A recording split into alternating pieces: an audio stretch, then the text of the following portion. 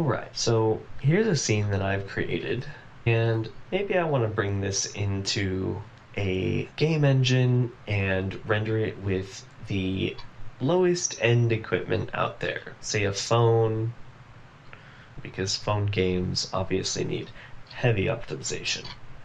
If we go ahead and look at our statistics here, we can see that the world here is 24 million polygons, which is too much.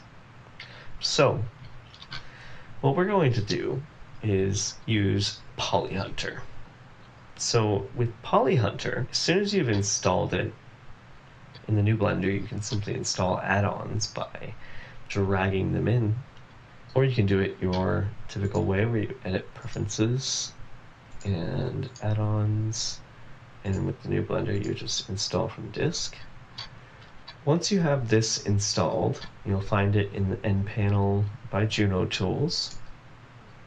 And once you enable Predator View, you'll simply have familiar weight colors that will tell you red to blue, which is the highest poly object in the scene. I guess this plane with the grass is the highest poly object in the scene.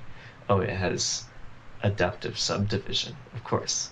That can easily be baked down to a simple plane. There's a lot of other options in here that could be baked down. We can decide how we like to create our new baked models from here, and creating those baked models is a completely separate tutorial. This is essentially the entire purpose of PolyHunter. Just one click and you have every object in your scene clearly labeled. Use page up, page down to quickly browse through the scroll menu that shows every object in the scene, and now you can get to baking them one by one to bring them into your game engine.